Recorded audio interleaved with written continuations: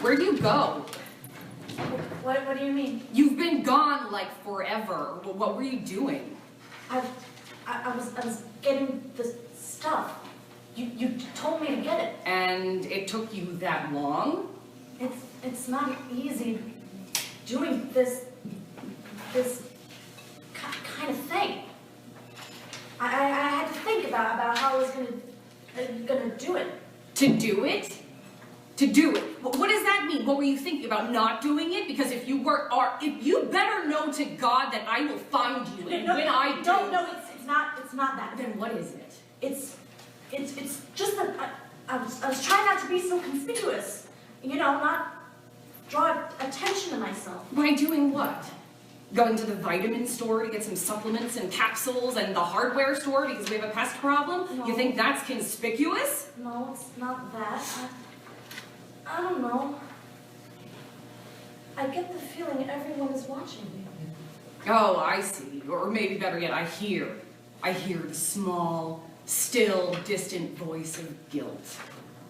Am I right? I don't know. I don't know. I'm not sure we should be doing this. This what? This thing that we're planning.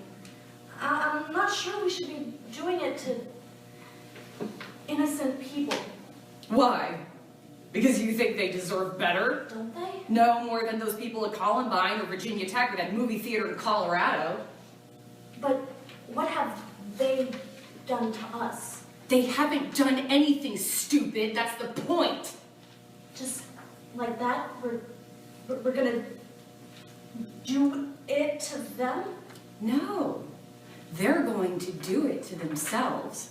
We're just providing them with the opportunity, that's all. Yeah, wonderful opportunity. Of course it is. Okay, listen, and think about this. Think about how we as women will distance ourselves from those other gun-happy fools who, by the way, we're all men. Oh, really? How do you figure that? Let me put it to you this way. Do you think those kids in that high school, or the ones at those colleges, or those people watching some movie ever had a chance? I don't know. No, think about it. They were there, period. We, on the other hand, will forever be seen as being humane. But we're gonna kill people. No, people are going to kill themselves by going to the salad bar or the hot food bar or one of those all-you-can-eat places, those buffets. They don't have to go and stuff their faces. But we're still going to kill them. We're gonna poison them, for God's sake. No, we are only going to set them a spot in the hereafter. And when we do it enough times and enough of them die, we will achieve what none of those lousy, no-good, worthless pieces of male shit ever achieved. We will become legends, and as legends, we will separate ourselves. Tell me, do you remember any of the names of those guys who went on those rampages? No, I can't. I don't. That's right. And what's really important is that they got caught, and we still don't remember their names. But they'll know who we are because we're going to announce it. We're going to tell them who we are. You see... Like Thelma Louise. Yes and no. Thelma and Louise weren't even real. They were characters in a movie. Besides, they weren't like we're going to be. They didn't do nothing like we're going to do. No, let me tell you this. We ain't going to be driving ourselves off no cliff. Well, not you, not me, not us. We're going to be alive and immortal, and we will celebrate and be celebrated in a glory everlasting. Now, let's not waste any more time. Show me what you got.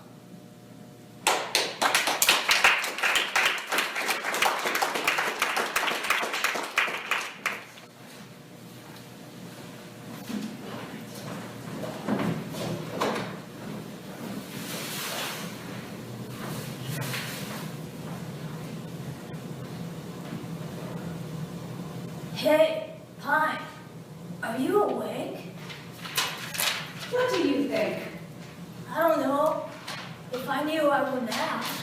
Now, if you were here, in the corner, in complete darkness, What do you think you'd be doing?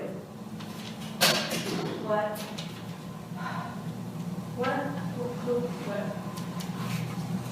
Hey, can you keep it down? Some of us are trying to get some rest. What's wrong with you? Yeah, we were only talking. Talking. All right. Between you two talking and the people who live here, it's driving me off the wall. I can't get one blink of rest ever. I know. You don't know. You don't understand. Hey, relax, will you, Fern? Relax. You want me to relax. Okay. I'll tell you what. Once you two get me out of here, then I'll relax. I understand. You don't understand anything. You know, it isn't any easier on any of us either. Oh, is that right? Is that so? No, it's not. Let me ask you two this. Do you ever get overwatered by that bitch that lives here? No, in fact. I didn't think so. Let me ask you two this. What? Do any of you get stuck in front of the window where you get so much sunlight that your leaves start to wither? Well, actually, I mean, I need some sunlight. Not direct sunlight all the time. She's got me living in a tanning swamp. I know. You know. Who would know fertilizer if they fed it to us? Huh? When was the last time any of us got fertilized? Well, except for that asshole husband. What?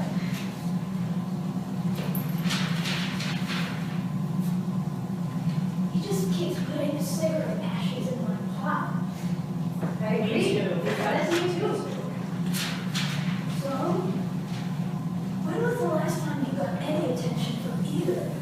What kind of question is that? what are you talking about? Oh, you know. I don't. What Fern is saying is that it's personal. Personal? So you're Yes. saying that misery and her moronic husband, that's personal? I guess so. When it comes to getting attention, especially fertilization. Okay. You want to gloss over the whole thing. But let me ask you two something else. Why? Sure. Go ahead. Okay. Why are Fern's leaves all shriveled up? Hey. And you, Pine, why do your needles look, well, sort of kind of dead? Well, you see, we don't. You do remember, right? Last Saturday night? Last Saturday. Yeah, last Saturday night. Right here, in this room. And I might add, right in front of us. They went at it. Oh. You remember that, don't you? Yes. Her, you know what, got caught in my branches. Her, you know what, got caught in my branches. Hell, you know what it was.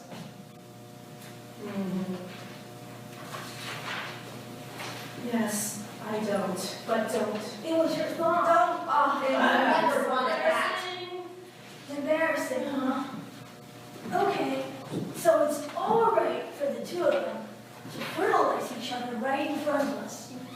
But do they think of fertilizing us? Oh, well, do you agree or not? I don't know what to say. Hey, I know I'm speaking for Fern too, but you're right. I don't appreciate things being thrown on my branches. What about you, Fern? Well, you shouldn't have done that to me. What? What he did, What are you saying? he hurt me. Who? The husband? He hurt you. Yes, Sammy, he hurt me. Okay? Are you happy now? He hurt me. How about you know when he was... You know, when he What? was... You know. We don't. But he was... I I just can't What? talk about it. Why not? Because he violated me. What? He was fertilizing her. His... What? It's what? Let me finish! Oh, Fern's distressed and needs some time. Okay, so he was fertilizing her, right? His foot. He kept kicking and with his foot and when he was and then it became this pattern, and then this rhythm. Oh, this is disgusting. It's a real shame. You know, we can't allow this to go on, guys. But it does. No, that's right. I can't allow this to happen. It has to stop. But what can we do? Get back at them. Now, don't you think you're taking this a wee bit too far? No. Well, but they're humans. They could trash us at any given moment without giving us a second thought. Fern's right. You know, I mean, one time she had me standing in front of the living room window for 2 whole weeks, and I saw that the humans in the neighborhood were thrown out. Well, no, I don't know. Tell me. I mean, I'm always here in the corner. I can't see out the All window. right, go ahead. Tell her. Well, of course, at the beginning of January, when it's cold out, they throw out the Christmas trees. What? Wait a minute. I mean, everyone does that time of year. I mean, besides, those trees are normally... Now, hold on. You're talking about my brothers and my cousins? Yeah, I know all the plants are related. I'm sorry. We are. See, that's my point. The humans will celebrate and have a good time, killing some and some of their very own. That's sick. Yeah. What else have you seen? Oh, I've seen the humans throw away corn plants and cacti. Humans are sick. Really messed up. That's what I've been saying. We could easily be next. We won't. Oh, you know. Oh yeah, that's right, I do. How? How do you know? Do either of you pay any attention to what's going on around here? There's nothing to pay attention to. It's mindless. What about you, Fern? I spend a lot of time in the corner. What else could I see or say, Brent? So neither of you have any clue what's going on around here? Nope. Not me. Would you like to know? I suppose. Yeah, sure. What does that have anything to do with what goes on around here? What? Yeah, what? Yeah. Like, the reason they're not going to throw us out is because they're too busy. Oh, come on. What? Hey, listen to me. When was the last time our soil was changed? Or our leaves? Well, for those of us that have leaves, hey. What extra spray? Or even anything extra added to our soil Well, so that that- we can grow? That God of a husband. He picks his nose, rolls its snot, and puts them in the soil. Oh, that's really tough. At least you don't have that bitch getting low and pour half the drink on you. You're missing my point. Like, all that I'm saying is that they're so busy that not only do they not have time to take care of us, but they're definitely not going to have time to buy new ones. That's probably true. But what keeps them from throwing us out? That doesn't cut into their busy schedule. Yeah, why don't they just be like normal people and just throw us out too? Because we're basically like part of the family now. Haven't you heard her telling that we're like fixtures around here? Yeah, I have. So how do we get back at them? I don't like this at all. There's nothing to worry about. We just do little things to make them think that they're going crazy. Humans are good at that. Yeah, Like what? simple things. Like trading places, like moving around. Moving around. I don't think so. Yeah. They may be crazy, but they're not stupid. It'll never work, Plan. Sorry, it will never work. Trust me, it will work. Oh, come come on, let's try it. Beat standing in the same place doing nothing. All right, Pine, what do we have to do? Alright, it's real simple. You and Pine go and stand in a different part of the room. And what about you? Me? Well, I'll just go to the middle of the room. Great. How's that? But, aren't you forgetting something? What? The wife is not the first one who gets home. It's the jerk. Fern's right. So? So, wise guy, maybe, just maybe, might notice, but that idiot of a husband, well, he's clueless. It's almost like she married beneath herself. Is there a pun there, Fern? Oh, please, Pine, maybe a little bit of alliteration to follow. Will you two stop? Trust me, you'll notice. Okay. I'm telling you he won't though, but you're trying to be far too subtle. Yeah, alright, fine. You want less subtle? Okay, we'll be less subtle. How? Well, we'll line up in the middle of the room. How's that? That's less subtle. Okay. Hey, damn it, Pine. We're plants, not human.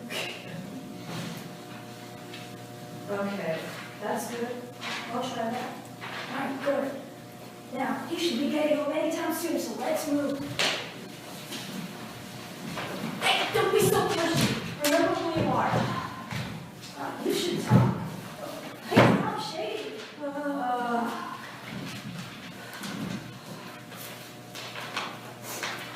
He's here. Okay, everybody, make like a plan.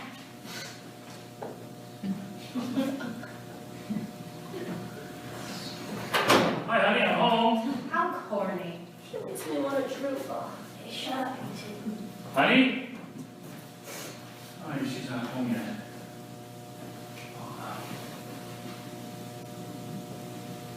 Hello?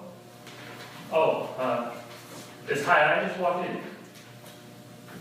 Okay. Okay, so you wanted, sure fried rice, broccoli with garlic sauce, and, mixed vegetables, okay. Yeah, you'll probably be back before I get home with the food. Honey, did you come back after you left for work this morning? I don't know, something seems different around here. I don't know, maybe it's just my imagination. Oh well.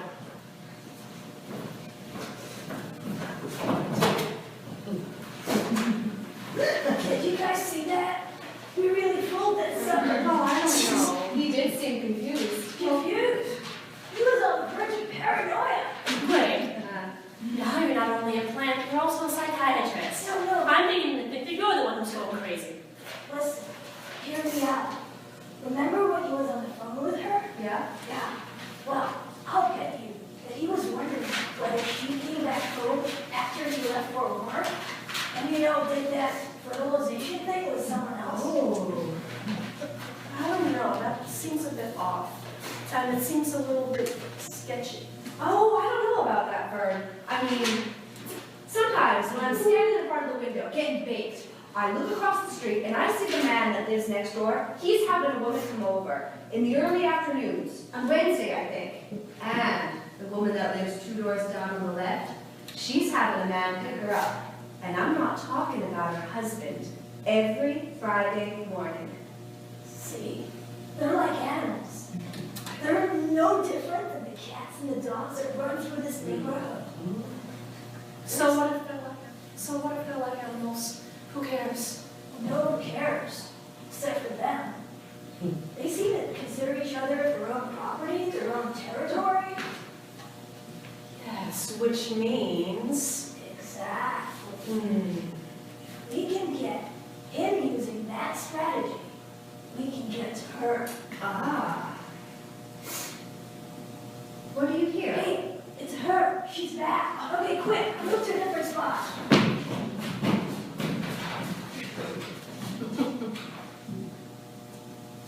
Hey, aren't you gonna move? No, knock myself right over here. Oh, that'll really get her. You two are sick. Yeah, she's coming. Hello? What's this? How did you get knocked over? What am I thinking about it? Why are you all out of place?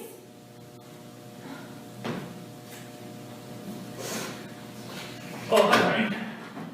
What have you been doing in here? What do you mean? What do I mean? Look around. It looks like someone was having a party in here and had to leave in a hurry. You know, I could ask you the very same thing. It didn't look like this when I went to get the food. Oh, no. You're not going to turn the tables on me. I know that game. I want to know who she is. What? You heard me. Don't play dumb. I want to know her name. Isn't that little slut down the street with the red sports car? You mean Vicky? Well, my. Aren't the two of you on a first name basis? Well, I'm on a first name basis with her husband David, too. What are you telling me? What are you telling me about David? That's your husband. What difference does it make? I mean, you're on a first name basis with him? Who cares? Just, you know, I think just because you think she's married, that I'm fooling around with a married woman. I mean, you know, married women. Oh, what is that supposed to mean? You're telling me she's married? Just because she's married, that is no excuse. Married women fool around all the time. Do they now? That's right. You speaking from experience? What the hell is that supposed to mean? You took the offensive on me. I think you're trying to hide something. Like what? Don't think I haven't noticed you checking out the body in that dentist next door. Oh my God, he's our next door neighbor. What am I supposed to do? Ignore him? Do whatever you want. Just get him to clean up after he knocks over the plants. I resent that. Somehow those plants get moved, somehow this plant gets knocked over, and what I know for sure is that it wasn't me. You're lying. I'm not the liar out here, it's you. I'm leaving. Where are you going? Out. I need some air. It's her, isn't it? Isn't that little brat behind the corner, behind the fence with the sunglasses? Kiss off. And go give your dentist friend an oral exam. Oh yeah? Well, why don't you look at the little slut who made this mess and get in here and clean it? Are you two okay? Oh, I'm fine. That was scary. I know, they really went at it. Hey, Pine, can you see them from where you're standing? I think they're taking it out to the street. No, I don't. No, wait. Yeah, there they are. Oh, where? She followed him all the way down to the driveway. Come on, let's go watch in the mirror. The window. I don't know. Don't they see us? Oh, they're not going to see us. They're too busy arguing. Oh, look at them. They were actually dumb enough to take their stupid lives and their petty insecurities outside so that everyone in the entire neighborhood can now see them. That's so pathetic. Truly. Well, what did you expect? They're human. I guess. After they get tired of arguing, we're going to go out. Oh, be careful. Hey, that hurt. Relax.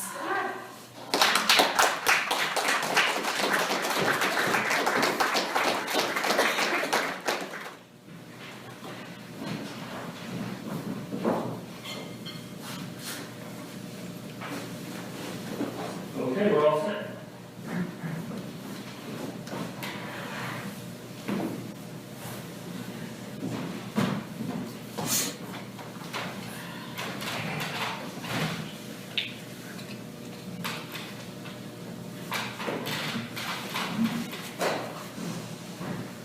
So where were we? Yes, you had a question. My question is relatively obvious. Why? Why?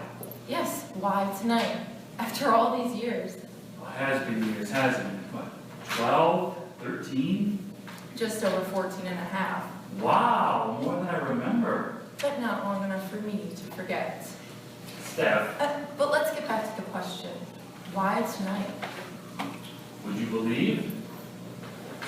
still miss me? I don't, But you haven't divorced me. nor you me. Like we agreed when we split, why should the lawyers get rich? I'm waiting for an answer. Well, consider it junior colleague to senior colleague. Look, you write restaurant reviews for the Herald, I write them for the Gazette. So, why not meet for dinner?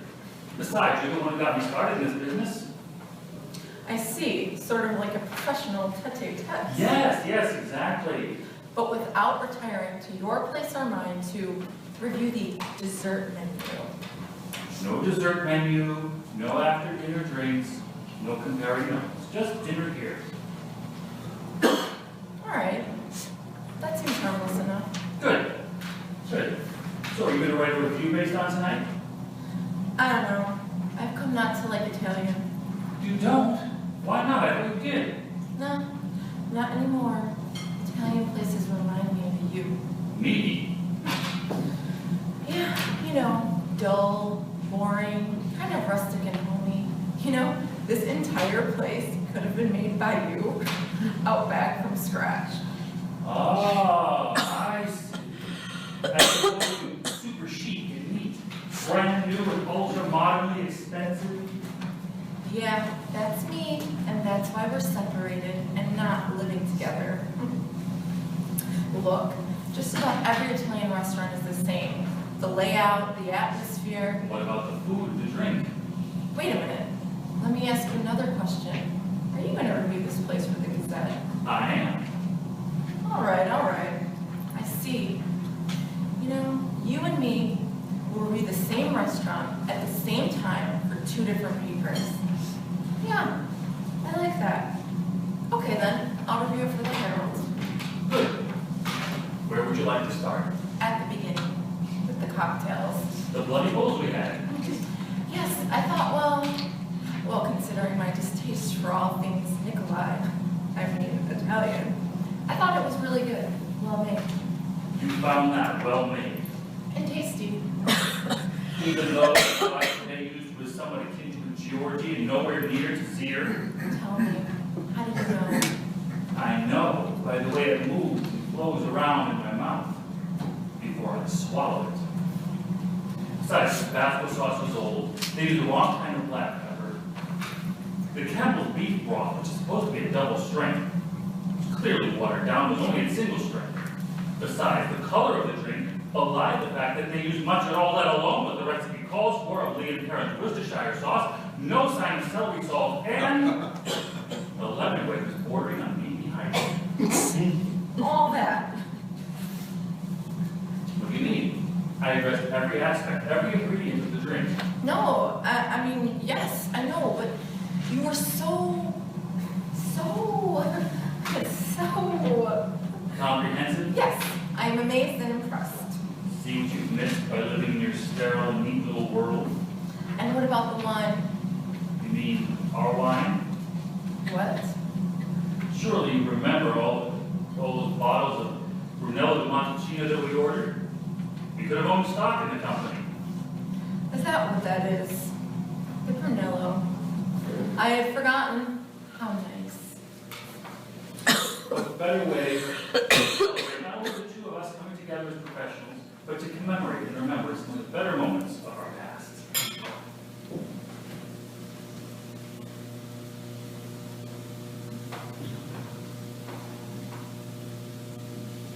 Do you remember the wine now? Does your palate tell you, recount for you some of the good times we had together? Yes. Yes.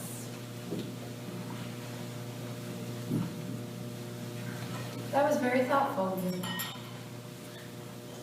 So, tell me, what did you think of the pizza crew?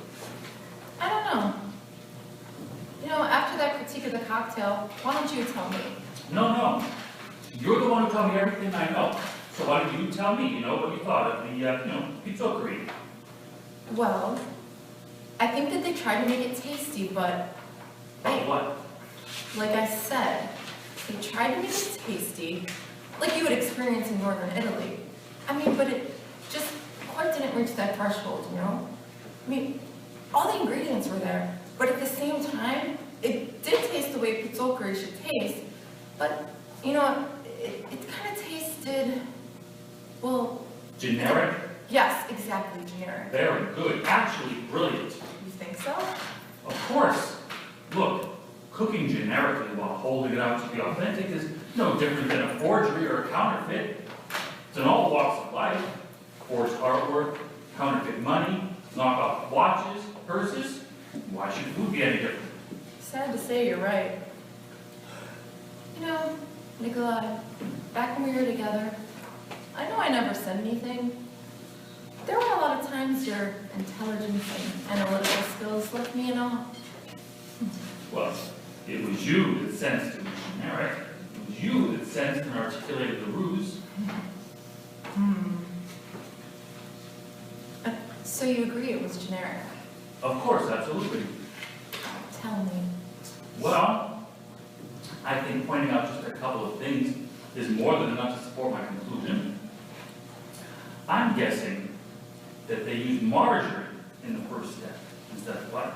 Why? You can tell that the sage and garlic character, which hints to me they used margarine because, as we both know, butter has a melting point between 90 and 95 degrees. Margarine, on the other hand, generally melts between 94 and 98 degrees, thus the overcooked.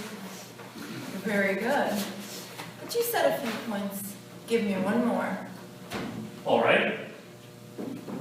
What is the essential ingredient in this dish? Breadcrumbs. That's right. And if you look very closely, you'll see they're too uniform, too perfect. Each one looking like the other.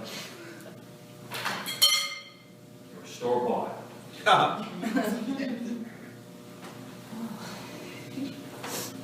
You know, Nikolai, I'm thinking about your critique tonight. And you've talked about texture, you've talked about color, you've talked about the way things look and feel. You've talked about the hints that you detected in the preparation of the food. Hell, you even talked about our shared time with the Brunello. But you've not said anything about taste. Tell me, Nikolai, how do all these things taste to you? Steph, do you remember back in the beginning? When we were first married. No, before that, when we first met. You were, a beat reporter? I was an entertainment reporter and you were in the circus. I remember we gone to see you perform because I thought you'd be a fantastic interview, and you were. It was incredible. How could I ever forget that? And one of the things that drew us close together was our love for cooking, and how that turned into and spun off into what we do for a living today. Specifically, how once you became established, you helped me get started. Yes, clearly. But what does that have to do with tonight? About my question about taste? Well, all those years of doing my routine, the eating and breathing of fire, it's all very exciting and requires a great deal of discipline. But it does have its drawbacks. The largest of which are the blowbacks. When the flames go back into your mouth and throat, well, progressively over the years, because of the blowback, I have, for all intents and purposes, lost my sense of taste.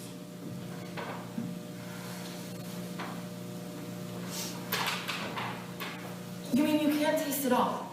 No bitter? No sweet? No salty? No, nothing. But your reviews are so exact. Almost perfectly right on the mark. Well, as you've deduced, I've managed and found a way. But this is your livelihood. I mean, does anyone else know? No. You've trusted me with this. Why? Well, Steph, tonight, we shared what we shared in the past, our love for cooking. I know we never always got along, but still you haven't betrayed me. I mean, like we talked earlier, we haven't even gotten divorced, and it's been 14 and a half years. Nikolai, I am very touched. I would have never thought you would share something so intimate with me. I don't know what to say. Steph, you don't have to say anything. let us order another bottle of wine, and then we can go on to apply our skills to the dessert. On to the dessert menu. And then, after the wine and dessert, well, who knows? Maybe we will have that after dinner drink somewhere.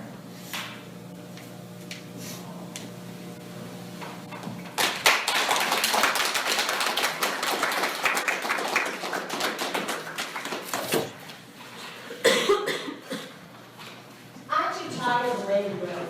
What do you mean?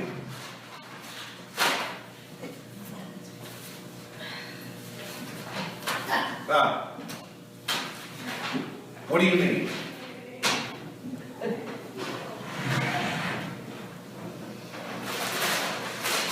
You've hardly been in this house for a year. I mean, what do you say? You want to sell it and move? No. What I'm saying is that we need to upgrade. We need to get some new things, plates, silverware, glasses, designer bath towels, and a microwave, a 60-inch plasma TV. Whoa. We don't have money for that kind of stuff. I know. So then you're talking crazy. No, not crazy talk. How? We're gonna get married. What? Get married? We can't afford that either. Oh, no, we don't have to afford it. I have it all planned out. Want to hear? Sure, run it by me. You see, you're right. We don't have the money. But if we maximize who we are, what we do, and the people we know, we don't have to spend a dime. All right. Just to be safe, let's say that we can keep it under $100, a couple $100, just in case. Okay. You want another beer? Why not? There you go. Now, tell me about this. Okay. I hope that you realize that I put a lot of thought into this whole thing. No doubt. Okay. So anyway, I've broken down our costs and how to sidestep those costs into a couple of categories. Okay. So, our first cost would be the location for the shower, the place to have it. That makes sense. What are you thinking? Your parents' backyard in the suburbs. It's nice, it's big, it has plenty of shade. My parents' backyard. You think we're going to go along with this? Definitely. Why? Why? Because you're their son, that's why. I'll bet you that they'd be so happy for you, for us, that they put the bill for the food and the alcohol. Probably. So, okay, go on. Of course, people will want to give us shower gifts. I know, then what? So we need to set up a registry for the gifts, like Ashley and Tom had, so that we can begin to get the kind of gifts that we need and want. Yeah, but I'll take care of that. Next, what's after that? There's the hall. That's a major cost. A big one. How do you plan? I have to get it all figured out. It just so happens that my mother's cousin, Roberta, she's a manager of that quaint little reception hall over in Bergenfeld. You know which one I mean, right? The one that looks kind of Victorian? Oh. Yeah, that's the one. Well, Roberta's daughter, Catherine, just graduated from high school and she wants to go to college. But her grades were really bad for 3 out of her 4 years. Well, though she did okay her last year, but her overall average is pretty pathetic. You lost me. What's the connection? You remember my friend Barbara? The one with the big hair, the one you work with. And whose office is just down the hall from mine, and ironically, she's in charge of freshman admissions. And Barbara's going to admit her. extenuating circumstances, which places her in a special needs category. Oh. After doing that, Catherine will get the hall for nothing, which pretty much takes care of one of our biggest expenses. Yeah, but what about the food and the alcohol at the reception? Oh, that's good. That's good. Now you're beginning to see where I'm at. So, that's why we're going to get married. 3 years from now. 3 years? That's a long time. No, not a long time, so much as it's a necessary period of time in order to do this the right way. The right way. So we don't have to spend any money, or at least as little as possible. You know, these things take time. You know that, don't you? I know that. Okay, so here's what you're meeting in 3 years. Every time you have a get-together or a party, and people ask, what should I bring? Because they always do. We'll have each person bring either a bottle of wine or a bottle of liquor, depending upon what we tell them. And then, towards the end of the 3 years, we'll start mixing the beer, so that by the time we let it, our alcohol costs will be non-existent. What about the food? I will do a buffet style. But who's gonna cook it and what are they gonna cook? I got that figured out too. We're gonna do the same thing with food and ingredients that we need for the buffet, just like we do with the alcohol. What? Ask people to bring buffet food and ingredients to our parties. I'm like, no, what I mean is that at some point prior to the wedding, maybe 6 months to a year, depending on what we need, once a week, we'll buy one of the items that we need, so our food bill won't be all that much different. That takes care of the canned and dry stuff, but what about the meat? Maybe I should say the meats? Good question, I've thought of that too. I'm sure you have. I have, thank you. Now, remember all the times that we talked about how helpful it would be to have a little freezer in the basement? Yeah. Okay, so the other day, on my break, I go to Home Depot and I saw they're selling them for under $200. So I figured if we go out to eat every other week instead of once a week, in 5 or 6 weeks, and at the outside most, we could buy that little freezer for the meats. That's pretty good. Really doable, except for... Except for, who's gonna prepare the buffet, right? Yeah. Rob. Robbie. Come again? Rob. You know, the guy who plays bass in your band. Didn't you tell me that he went to some culinary school before you hooked up with him? Yeah, he did, but what makes you think that he'll want to do it? Didn't you also tell me that he has a thing for your sister? You're not thinking I about... am. And who's supposed to... You. Me? You. Let me get this straight. I'm supposed to convince Teresa that she should go out with him. Mm-hmm. And As well as, you're gonna tell Robbie that the only way you're gonna do it is if he cooks the buffet for us. Janie and Teresa, huh? Out on a date, right? Right? Maybe, yeah. Oh. I suppose he is kind of harmless. I know it might take a little effort to convince Teresa, but yeah, I'm sure she'd do it for me. I mean, it's not like I'm asking her to sleep with him. Yeah, okay, I'll do it. Okay. Do you want to get married? Do you wanna get married? I do. Then let's do it.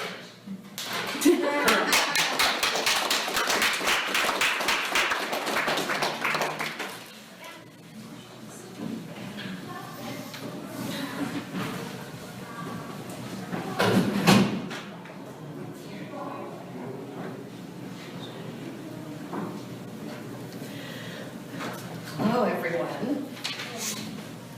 Hello. You're here to tour the museum. I see, and you're all showing me that you've already bought tickets.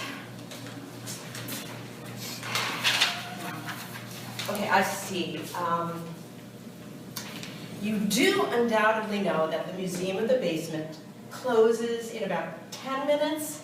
And besides, the tickets that you bought are for our grand opening, which is tomorrow.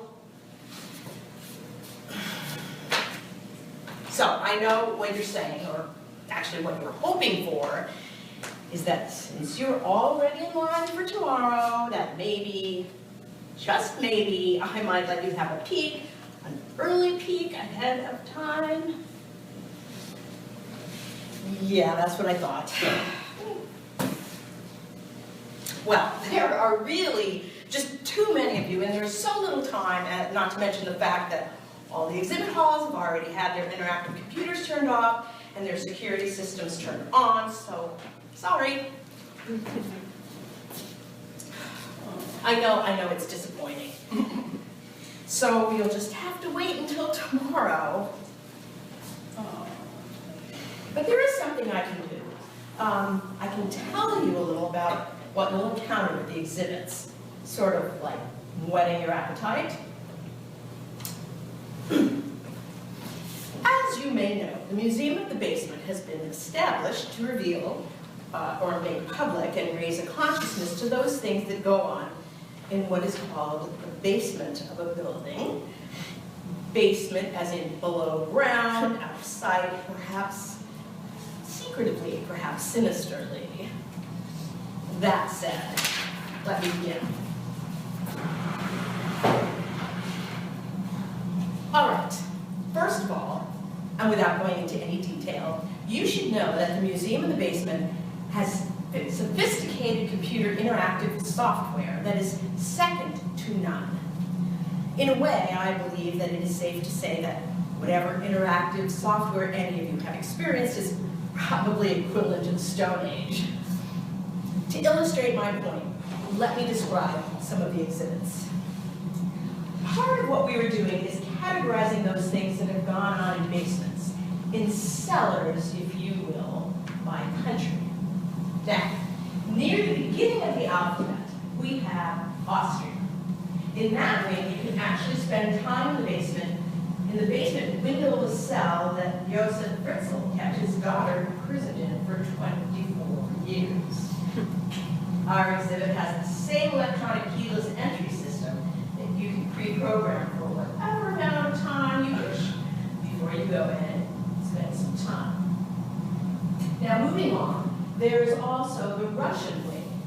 In it, you can passively simply watch the holographic execution of Tsar Nicholas II, his family, and a number of servants. However, uniquely so, you can select an active mode of level of participation, and this can range from being in the basement of the Ipatyev house in Yekaterinburg and with the royal family, to engaging the universal translator and speaking with them and their executioners, to picking up, or if you wish, handed, a pistol and participating in the execution. Also in the Russian wing, you can either passively or actively experience the attempted assassination of Rasputin. You can serve him the cyanide-laced cakes, shoot him in the back, club him into submission. You can even try your hand at castrating him. Since it will all seem extremely real, virtual, anyone under the age of 18 is not allowed in these exhibits. Moving on to the United States. There's a couple of intriguing exhibits. You can interact with John Wayne Gacy, and, well, depending on the active level that you choose, you can either simply help him bury the 29 young men and boys that he killed, or actually help him do it. Other exhibits in the U.S. wing are Gary Michael Heimlich of Philadelphia, Anthony Soule of Cleveland, Dominic Ramsey of Boulder, and my favorite, the Herman Webster Mudgett, aka Dr. Henry Howard Holmes of Chicago exhibit. This is probably the most elaborate and sophisticated exhibits in the museum. Okay, a back bit of history here. Henry Howard Holmes opened a new hotel in Chicago in 1893. It was a 3-story building that he called the Castle, and others eventually called it the Murder Castle. At street level, there were various commercial establishments, but on the 2nd and 3rd floors, there were a maze of 100 windowless rooms with doors that didn't open from the inside, numerous secret passageways and chutes that emptied into the basement. Once his victims were in the basement, it was there that Dr. Holmes tortured, dissected, and murdered his victims, all 27 of them. what we have created in this exhibit is what we call a holo world, as in holographic. Now, depending on the level of active participation that you select, you can wander the castle, spend time in the rooms, traverse the secret passageways, and even join Dr. Holmes in the basement. Of course, this exhibit, as with all of your active participation exhibits, will require, depending on the level of participation that you select, that you will be required to undergo a thorough criminal background check, as well as submit yourself to a comprehensive psychiatric evaluation. It's for the safety, protection, and limiting of liability of both the museum and the patron. As you can well imagine, that at the highest level of active participant, the last thing that we're interested in is having the criminally and or psychiatrically deviant being involved. Well, our time is just about up. So let me close by telling you about a very person-specific kind of exhibit. We call this exhibit Your Basement Experience. Now, I'm sure that many of you have had what we can call as the basement experience. Generally, these experiences are of uncomfortable, painful, eerie, bizarre, maybe even traumatic variety. And your experience may have taken place in any number of kinds of basements or cellars, any number of kinds of people. So, you'll be pleased to know that our interactive software can recreate both any kind of basement physical environment as well as any nature of relationship that you may have encountered in your life. All you have to do is fill out one of your basement experience questionnaires and we will program the exhibit. You can, for example, choose dark, dark and dank, dark and moldy, light and damp, among many other options. And then you can select mother, father, brother, sister, uncle, brother-in-law, your sister's boyfriend, and on and on and on. More specifically, say that you wanted to recreate a time in your life when you, as a pre-pubescent female teenager, began being cornered in the basement and slapped around by your father for being insolent and disrespectful. Well, we can bring back that kind of basement memory. As if say in a different walk of life, you can do it, we can help. And one of the better parts about it, because we're dealing with just you don't have to go through the criminal or psychiatric checks and evaluations. Okay, please now, we all must go and wait the few hours before our grand opening. I hope that you found my introduction interesting, and I look forward to seeing all of you here tomorrow at the Museum of the Basement.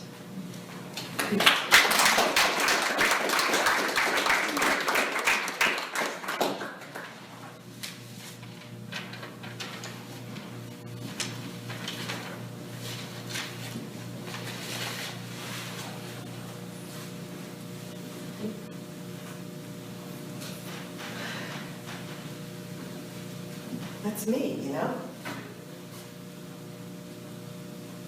Yep. Dear sweet Laura. I know. Some of you are wondering, what is going on? And how is this possible?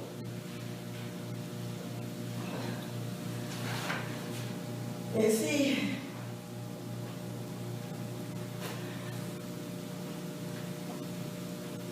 I decided to go out jogging today. Or I decided to go out jogging. You got run down by a car. Or it could have been a pickup truck. Maybe the driver didn't see us. Maybe the driver was drunk. Who knows? What we both know is that it didn't stop. Just kept on going. And left us.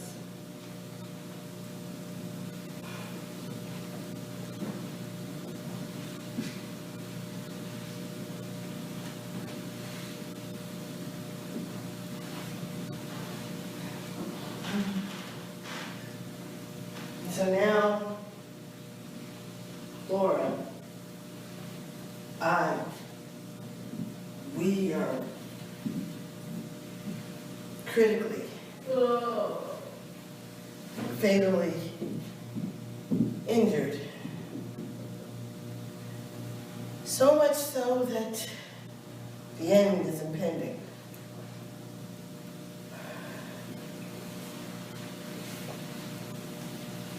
So now we are in what's called the in-between time. It's that time between life and what comes after death.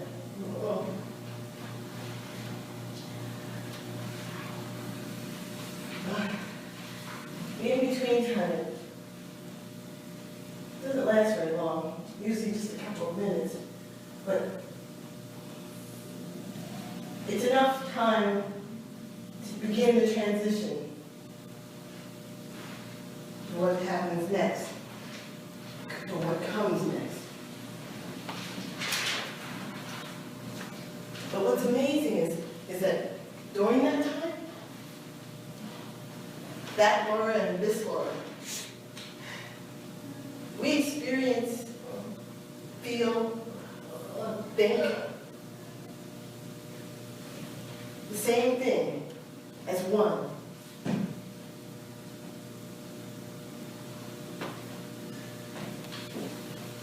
What makes the in-between time so exceptionally different is that we're in a position to see the proverbial doors between two different realms.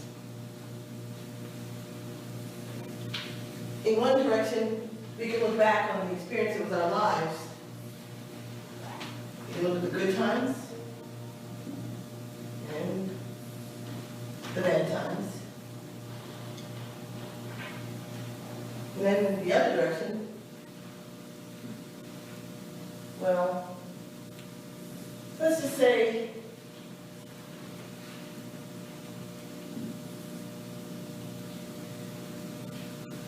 one door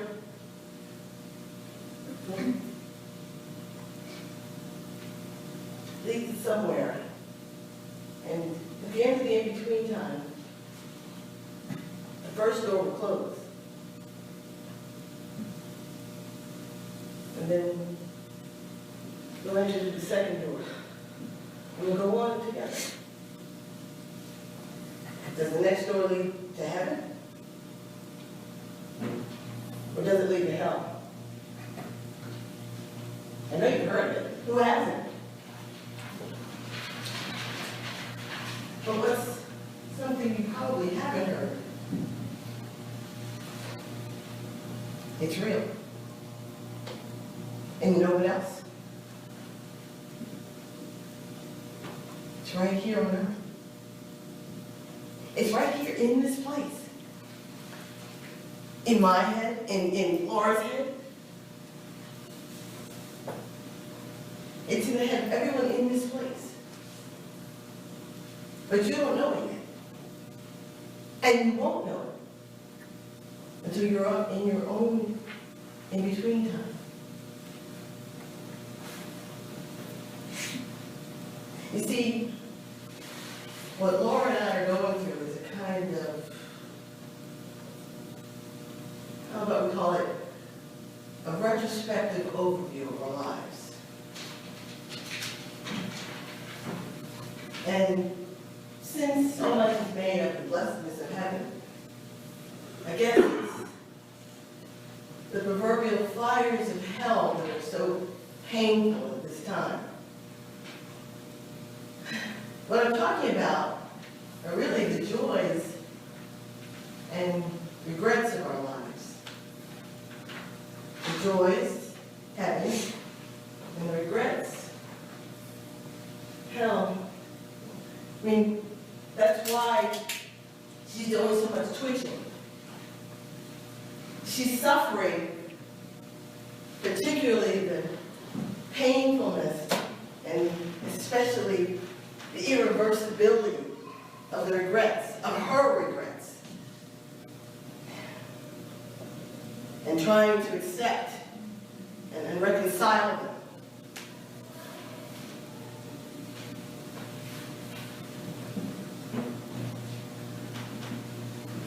Let me put it a different way.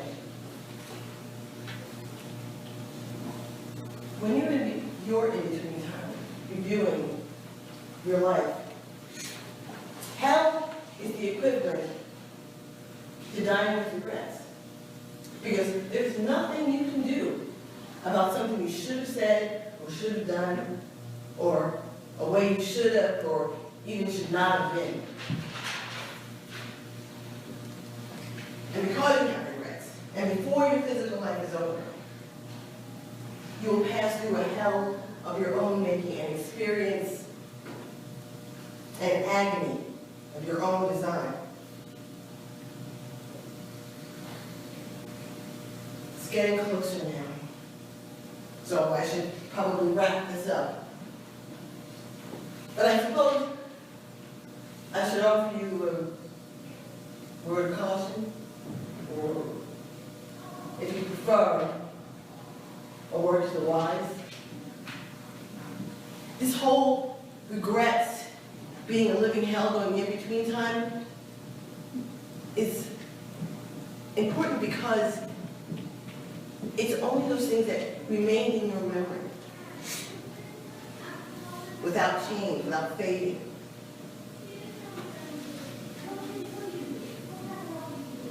Things that you should have said, should have done, but you didn't. And you knew it.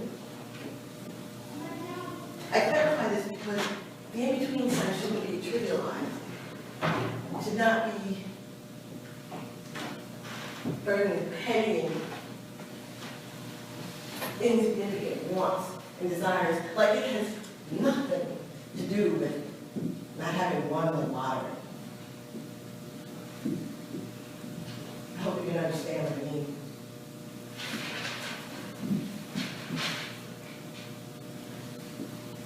Anyway, we have to go now. But let me leave you on a more hopeful, heavenly note. If you really think on your journey through life about trying to minimize or eliminate the possibilities of regret, you will have a joyous and blissful in-between time that will open you up to an understanding of the wonders of heaven.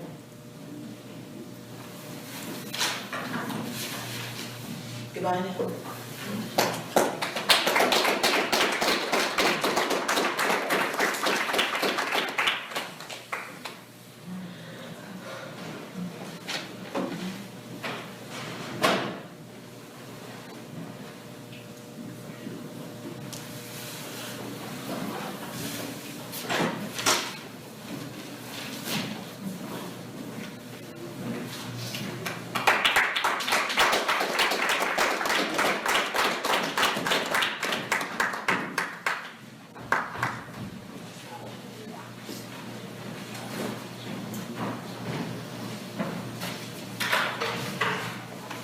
She's late.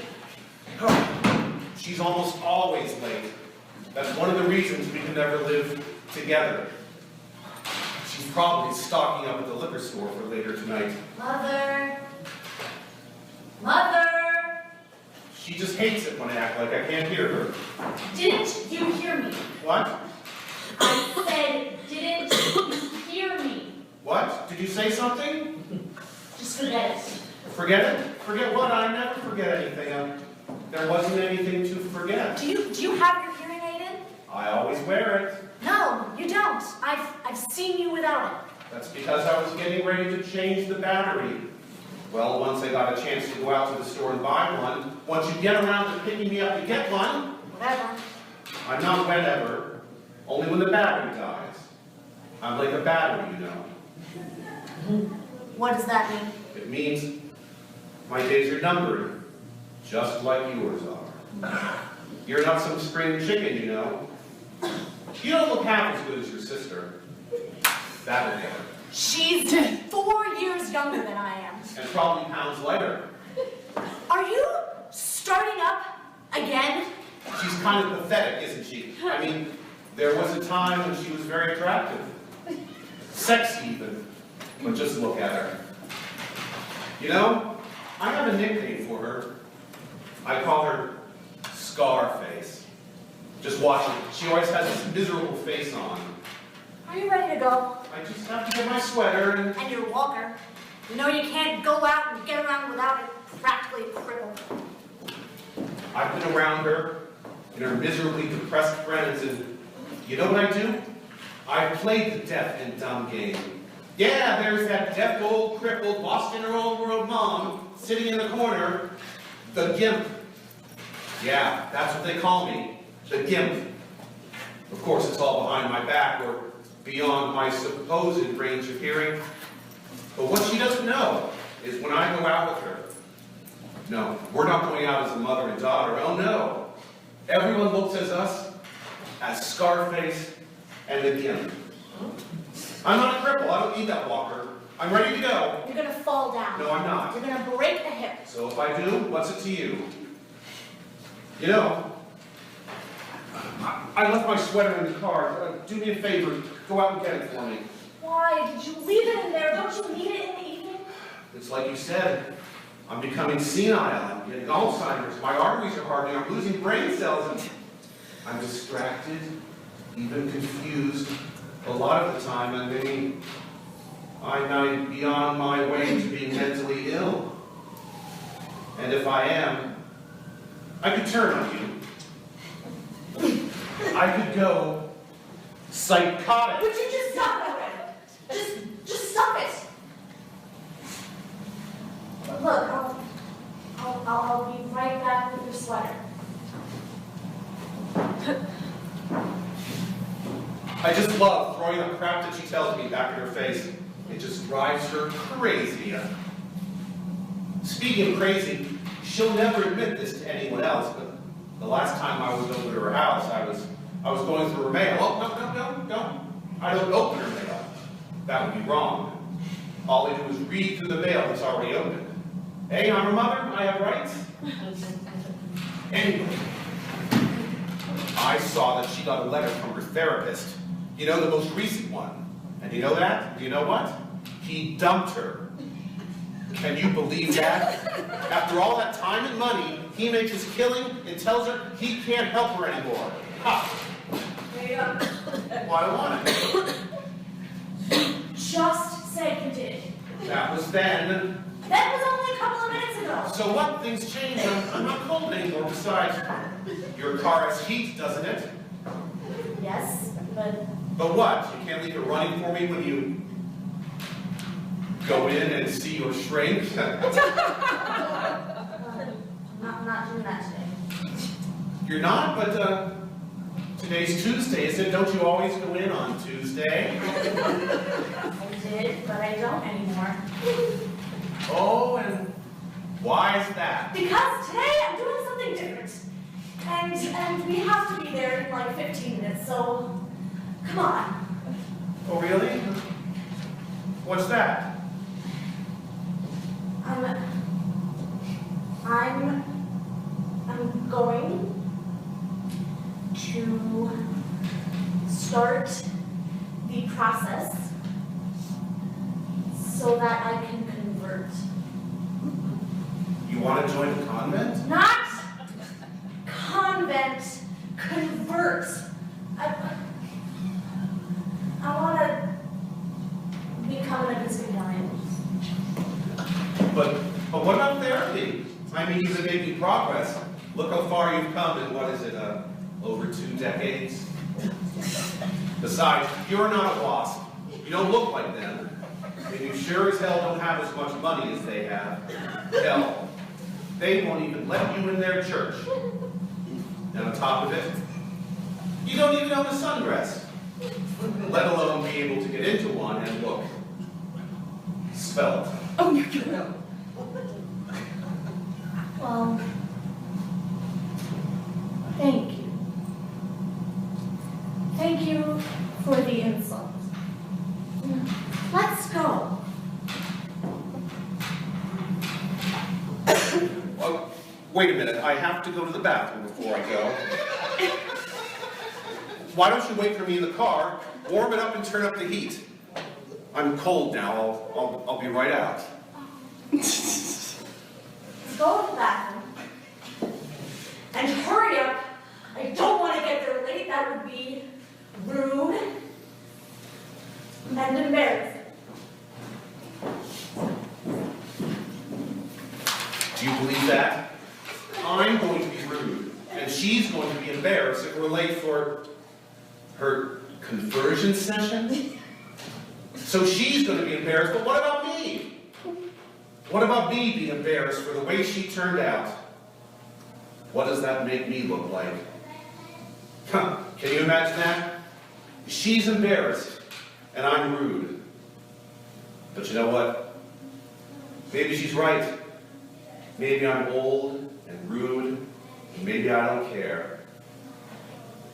So look, you know what? I've had just about enough of all you people. We're done here. Why don't you just go on and get out of here? Go on, get out. I've got a daughter to take care of.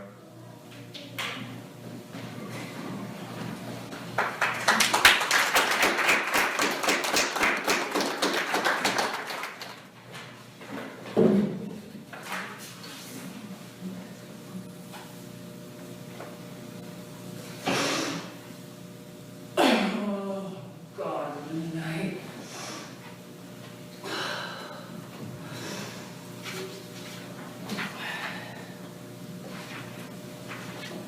Shit. Where did I put it?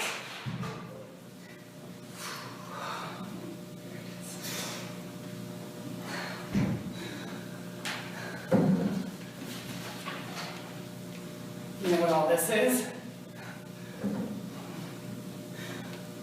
They're memorial requests. Yeah, memorial requests. You see, my husband Kenneth, you know, the guy that I was married to for over 17 years, he died the other day. Was it the other day? Maybe it was the other week. Maybe it was the other month. Who knows anymore? And the really crazy thing about it, though, is that he dropped dead in front of his girlfriend in New York. Can you believe that? I didn't. I couldn't. Until the body showed up. That pretty much cemented it for me. I mean, how are you going to deny that a dead body is a dead, right? Anyways, all these notes, and cards, and letters, each one is a request for a memorial service or function or something. Let me ask you this. How many of these dear friends do you think knew about him and Holly? Yeah, her name's Holly. He was gonna divorce me for her. He was gonna stick it to me so we could stick it to her.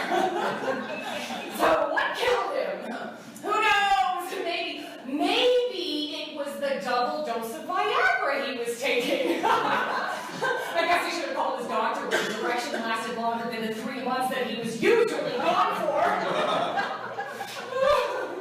But enough about that. I've been trying to figure out what to do with all these stupid requests that yesterday came to me. Actually, it took me pretty far into the night to figure it out. With a little help, I just managed! Actually, it came to me like in a dream. No, better than a dream. It was like it came to me in a vision. Yeah, that's it. A vision. I had a vision. A holy understanding. Maybe it was even God sent. Wouldn't that be something? Getting a message sent from God? And isn't that just like all those biblical people?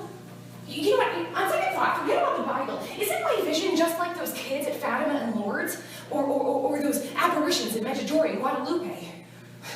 That's it. I'm just like them. We all have the same thing in common. We all live out in the middle of nowhere in sticks, and we've had this vision. Oh my God, isn't that incredible?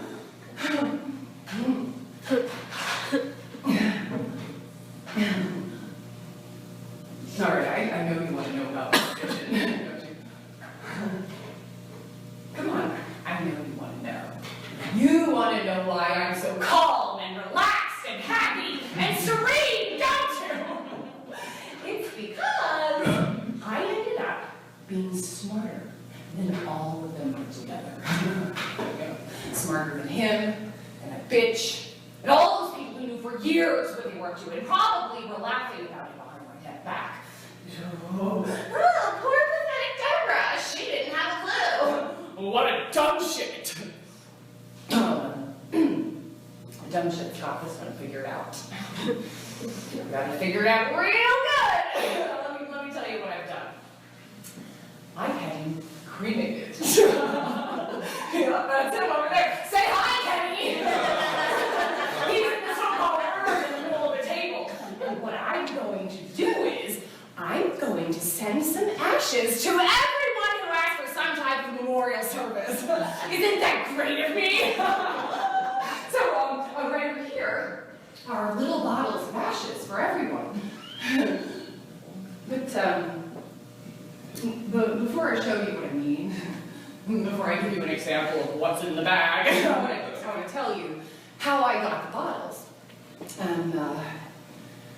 About 20 years ago, I started seeing a shrink. It shrinks, whatever. Not because I had any major problems or hang-ups or anything, just somebody to talk to a couple times a week. Of course, the doctors prescribed this and that chill pill, to make it look like the therapy was actually working. Now, here's the really brilliant part. Are you ready for this? I saved the bottles. I did. Going back to the very first one, I have 20 years of bottles in my basement. I thought I might need them for something someday, and voila! Who knew? My genius, my brilliance would come in so handy and so opportune. Okay, I'm going to show you what I mean.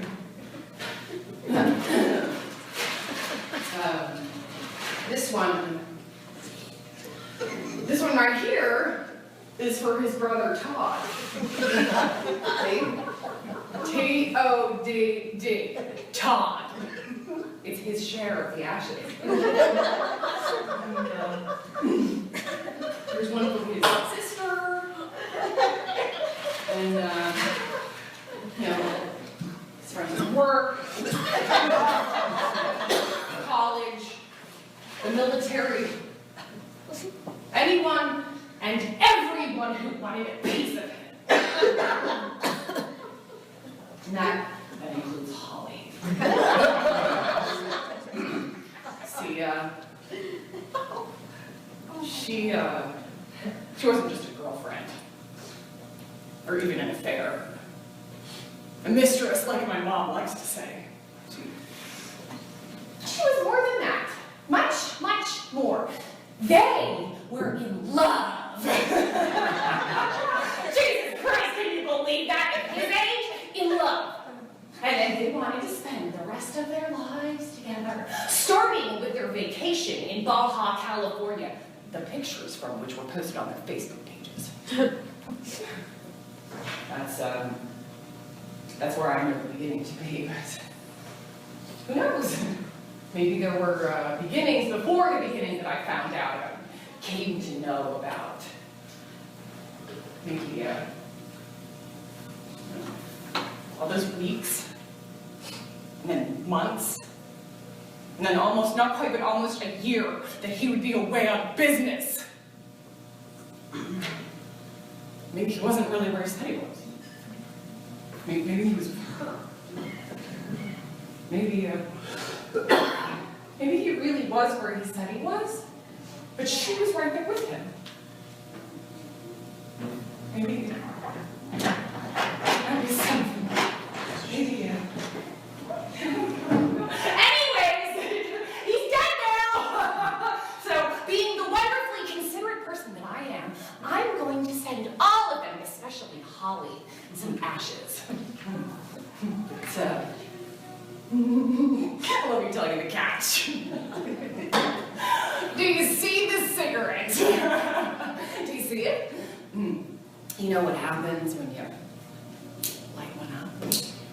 You know what you get? You got ashes! That's what you're getting! They're not getting portions of his remains. They're getting like Marlboro ashes. Oh my God, can you just picture that little bitch so overcome with joy and gratitude for getting this little bottle and then setting up a shrine in her condo where she can cry and weep over what remains of her dearly departed Kenny. Oh, the best part about it all is that she will go to bed every single night, eternally grateful that I shared him with her. And hey, Holly, hey, when you say your prayers at night, don't forget to thank me for sending you what you can imagine to be his Viagra-stoked parts right there with you in your bedroom. Maybe you'll take him to bed with you at night and wrap your hands around that little bottle and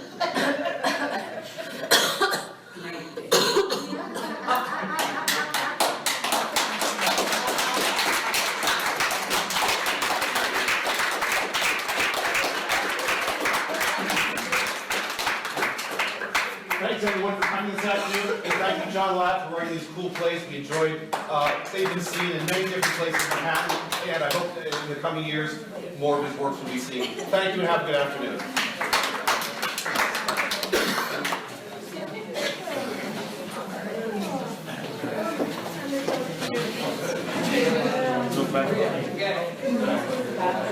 Yeah, I bet.